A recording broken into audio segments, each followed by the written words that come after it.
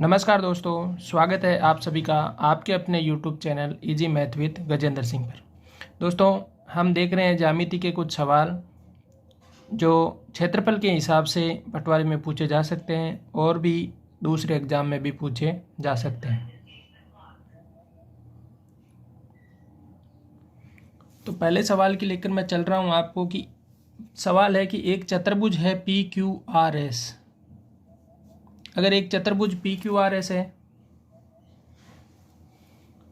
इसका क्षेत्रफल अगर हमें ज्ञात करना है और इसमें दे रखा है कि PQ की लंबाई आपको दे रखी है 8 सेंटीमीटर, QR की लंबाई दे रखी है 6 सेंटीमीटर, RS की लंबाई दे रखी है आपको 6 सेंटीमीटर और SP की लंबाई 5 सेंटीमीटर और QS की लंबाई क्या है 7 सेंटीमीटर है। अगर ये सब चीज़ें दे रखी है तो देखो, पहले तो हम बनाते हैं एक चतुर्भुज और चतुर्भुज का नाम हम लिख देते हैं PQRS।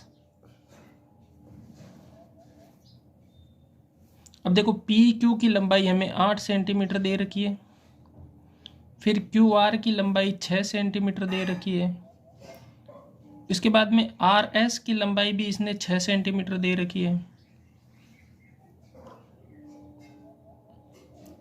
RS के बाद में SP की लंबाई दे रखी है 5 सेंटीमीटर और इसके बाद में Q से S की लंबाई 7 सेंटीमीटर, मतलब Q से S की लंबाई ये क्या दे रखी है 7 सेंटीमीटर।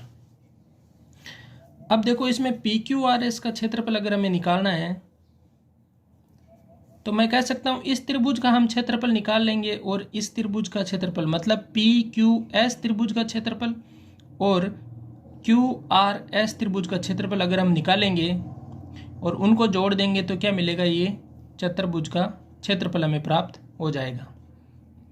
अब देखो, त्रिभुज PQS का क्षेत्रफल कैसे निकालेंगे, वही तीनों भुजाएं दे रखी हो तो कौन सा सूत्र लगाना है, हमेशा हीरों का सूत्र लगा के निकाल लेना है। तो PQS का क्षेत्रफल प्लस क्या करेंगे, त्रिभुज QRS का क्षेत्रफल। तो PQS के क्षेत्रफल में हम लिखाएं देखेंगे तो ये क्या मिलेगा अपने को, अंडर रूट में आएगा। पहले S निकाल लेते हैं, तो S की वैल्यू यहाँ PQS के लिए होगी 5 और 7 12 और 8 20, 20 का आधा करोगे आप तो 10। यहाँ के लिए PQS की वैल्यू 10 मिली और QRS के लिए हम S की वैल्यू निकालेंगे तो ये क्या मिलेगी अपने को, देखो 6 + 6 12 और 7 19/2। तो यहाँ से अपने को मिलेगी ये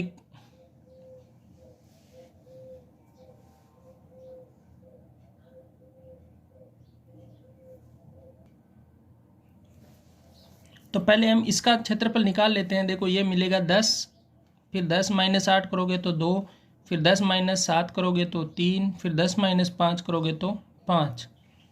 तो त्रिभुज PQS का क्षेत्रफल हमें मिल जाएगा 10 × 2 करोगे तो 20, 20 को 3 से गुणा करेंगे तो 60 और 60 को 5 से गुणा करेंगे तो कितना आएगा 300। अंडर रूट में 300 आएगा तो ये मिलेगा अपने को 10√3 सेंटीमीटर स्क्वायर। ये वैल्यू किसकी मिली अपने को, PQS की वैल्यू मिली है।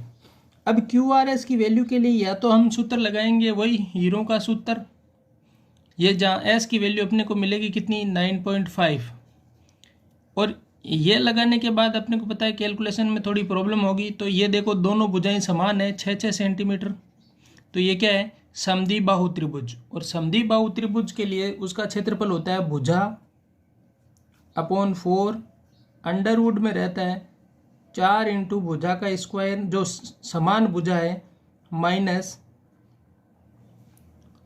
हम करेंगे जो अलग भुजा है उसका, इसको A मान लेते हैं समान भुजा को, तो ये A का स्क्वायर हो जाएगा और माइनस करोगे B का स्क्वायर।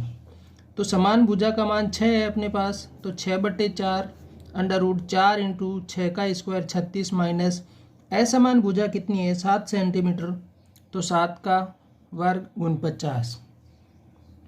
यहाँ से हम करेंगे तो ये 3/2 कैलकुलेशन करने पर ये क्या रहेगा 3/2 अंडर रूट में रहेगा 95। तो इसका मान मिलेगा अपने को 14.62 सेंटीमीटर स्क्वायर। अब देखो ये किसका मिला, त्रिभुज पी की क्यू आर एस का क्षेत्रफल, ये मिला है पी आर एस का क्षेत्रफल।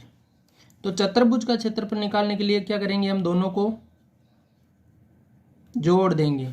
तो दोनों को जोड़ दो, 10√3 प्लस 14.62 सेंटीमीटर स्क्वायर।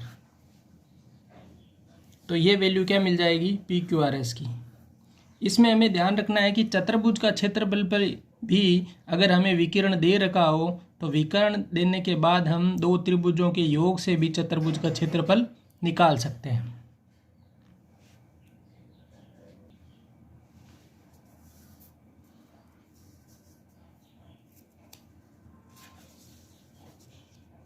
देखो अगले सवाल की तरफ मैं लेके चलता हूं कि एक समांतर चतुर्भुज का अगर क्षेत्रफल निकालना हो, जैसे ये एक समांतर चतुर्भुज है, समांतर चतुर्भुज ए बी सी डी है दे रखा है।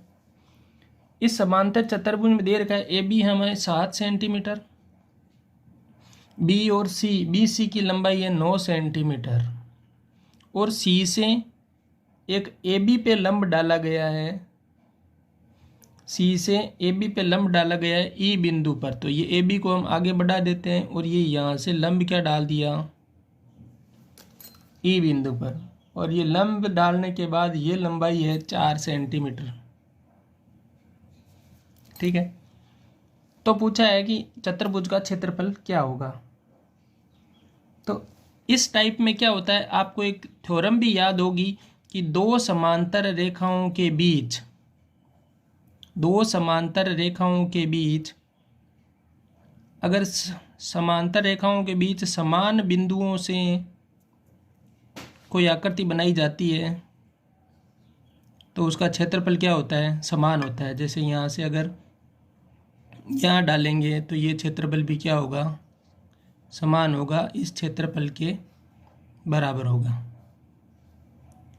तो देखो यहाँ पर हम क्षेत्रफल क्या मिलेगा, आधार इंटू ऊंचाई सीधी करेंगे तो हम देखो आधार का मान 7 है और ऊंचाई का मान यहाँ से क्या मिल गया अपने को 4। तो 7 को 4 से गुणा कर दो, सीधा 28 सेंटीमीटर स्क्वायर मिल जाएगा। चतुर्भुज का क्षेत्रफल आधार इंटू ऊंचाई, या हम आयत का कह सकते हैं। आयत में क्या होता है, आधार इंटू ऊंचाई होता है, लेकिन इसमें ये दूरी ऊंचाई नहीं है, ये तो तिरछी रेखा से देखो, तो जो 90 डिग्री के एंगल पे ये लंब डाल रहे हैं हम, ये क्या है, सीधी लंबाई है, और सीधी लंबाई को हम क्या कहेंगे, ऊंचाई। तो ऊंचाई अपने पास दे दी, आधार दे दिया, तो आधार इंटू ऊंचाई से अपने को क्या मिल जाएगा, आंसर मिल जाएगा। अब देखो सम चतुर्भुज में अगर दोनों विकर्ण दे रखे हो तो सम चतुर्भुज का क्षेत्रफल सीधा होता है 1/2 इंटू D1 इंटू D2। मतलब अगर कोई सम चतुर्भुज का क्षेत्रफल निकालना हो और विकर्ण की लंबाई दे दें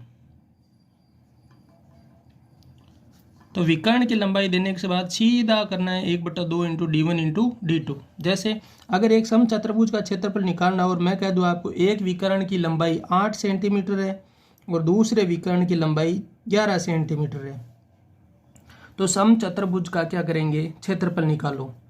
तो जब दोनों विकर्ण दे रखे हो D1 और D2, विकर्ण को D से डिनोट करते हैं, तो यहाँ पे क्षेत्रफल का सूत्र लगेगा 1/2 इंटू D1 इंटू D2। हमें पता है 1/2 D1 की वैल्यू 8 और D2 की वैल्यू 11। यहाँ से 4 बार कटेगा और क्षेत्रफल मिल जाएगा अपने को कितना, 44 सेंटीमीटर स्क्वायर। तो क्षेत्रफल में हमने देखा, एक तो चतुर्भुज के लिए दो त्रिभुजों के हिसाब से कर लेते हैं। एक अगर चतुर्भुज दे रखा है तो चतुर्भुज की आधार इंटू आधार से सीधी लंबाई हम ज्ञात करके उसका क्षेत्रफल निकाल सकते हैं। अगर सम चतुर्भुज है और दोनों विकर्ण की लंबाई दे रखी है तो सीधा सूत्र याद रखना है, कौन सा, 1/2 D1 इंटू D2। धन्यवाद दोस्तों।